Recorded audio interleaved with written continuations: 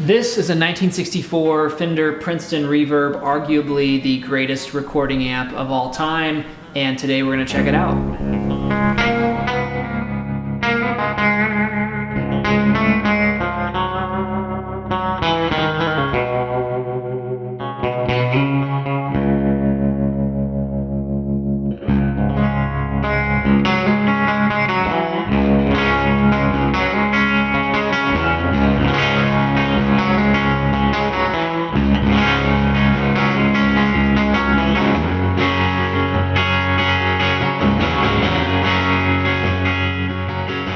Now, the Fender Princeton Reverb was released in 1964, and this specific amp I have here is from that very first year of production. You'll notice on the front of the faceplate it says Fender Electric Instruments. That would later change in 1965 to Fender Musical Instruments. Now, this amp has a pretty cool backstory. I purchased it here locally in Oklahoma City. It was a combo deal with a 1950s or 60s Epiphone Coronet. And it was really cool because I got to play this combination in its original state as I found it, and it had a really great sound. If you want to check out that video, I will link it in the description down below. However, the amp was totally original. It had never been updated, and so it was really unsafe to play. So I had my good friend Mark McClellan in Norman, Oklahoma, do the amp repair, and he replaced any capacitors and resistors that were out of spec and added a 3-prong cable. And then we added a modern Jensen C10Q speaker, which is one of my favorite affordable Jensen reissue speakers. The other problem with the amplifier was that the reverb tank died on me, and this is a very common issue in vintage Fender amps. And usually most people just replace them with a modern reissue, but to me, there's something special about the old reverb tanks, and with an amp like a 1964 Princeton, to me it was worth it to have it repaired. So I had my friend Joel Wilkins of JW Restoration repair a capacitor inside of the reverb tank, which solved the issue. And there's not many people that do this kind of work on the planet anymore. So if anyone out there needs a reverb tank repaired, definitely contact Joel, and I'll have his information in the link down below. So today I thought I'd give you guys an update on how the Princeton Reverb is sounding now that it's in spec and running healthy. The reverb is just lush, and it's that beautiful Fender spring reverb sound. And I really like the tremolo on this amp as well, so we'll get into that. I'll play my 59 Strat as well as my 58 Les Paul so we can kind of get both those sounds, and we'll see how it records, because the Princeton Reverb is arguably the greatest recording amp of all time. You've probably heard it on a million records. It's kind of the perfect size amp for recording. You know, you can turn it up to that sweet spot around 4 or 5 and just get that incredible Fender tone. So I want to start with that. I'm going to turn this up to where I think it sounds best, add a touch of reverb, and play both guitars, and we'll see how it sounds.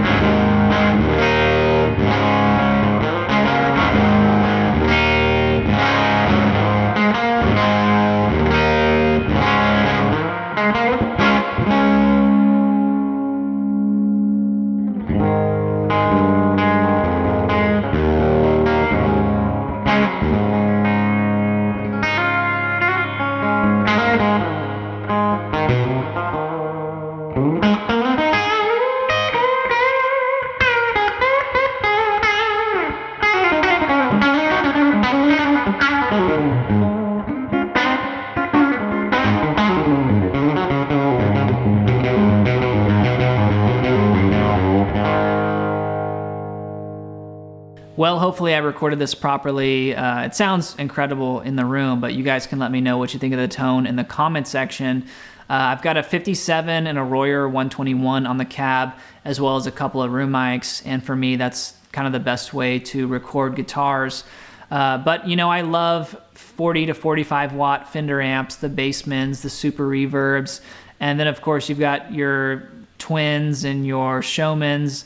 And those amps are so fun to play live. They sound incredible in the room, but they can be very difficult to record. And the Princeton Reverb is just the perfect size recording amp. And then the fact that it also has reverb as well is obviously very useful. But the tremolo on this amp sounds incredibly cool. I really like it. So I want to play that for you guys, and you can hear how it sounds. I like playing it with the Les Paul. So yeah, let's check it out. And I've got a few more things I want to talk to you about the Princeton.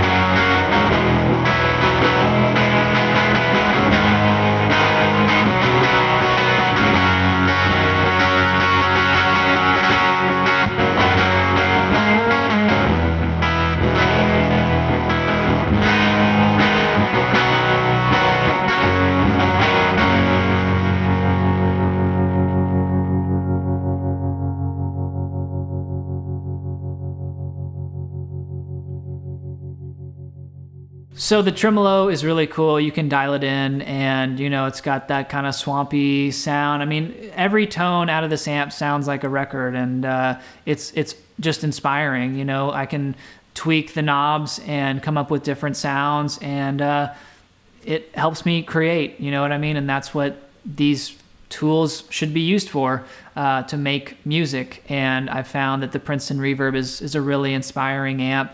I thought I would mention that, you know, the Princeton Reverb reissue is a great amp, and I've used it before. The original stuff is really kind of getting expensive, especially the blackface amps. If you're looking for one yourself, I would check out mid-70s Princeton Reverbs.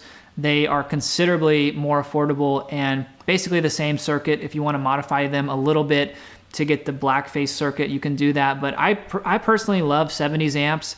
I think they sound really good, and I typically keep the circuits intact. Now, I've also played Princeton Reverb reissues, and I think for the money, you just can't beat them. And people are using those all over in studios today, and you've probably heard them on your favorite modern record too. So if you want something that might be a little more reliable, a little more affordable, the Princeton Reverb reissues are a great choice. Well, I hope you guys enjoyed today's episode and the tones from my 1964 Fender Princeton Reverb.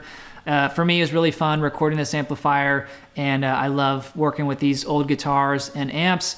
And if you do too, and you want to continue to support me doing what I'm doing, the best thing you can really do is watch these videos and like and comment on the videos. If you want to follow me on Instagram, it's at MatthewScott92. So I hope you guys enjoyed it, and I really look forward to bringing you guys some new content, some new videos, and some new old guitars as well. I've got some cool stuff coming in the next few weeks. So thank you guys so much for being here over the years, and I'll see you guys in the next episode, all right? Peace.